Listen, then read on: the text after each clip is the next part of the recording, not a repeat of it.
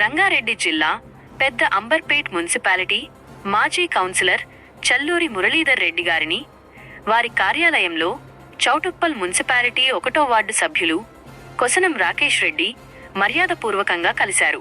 ఈ సందర్భంగా మురళీధర్ రెడ్డి గారు రాకేష్ రెడ్డిని శాలువాతో కప్పి ఘనంగా సత్కరించారు. ఇరువురు నేతలు ప్రస్తుత రాజకీయ పరిణామాలు మరియు స్థానిక అంశాలపై ఆత్మీయంగా చర్చించుకున్నారు.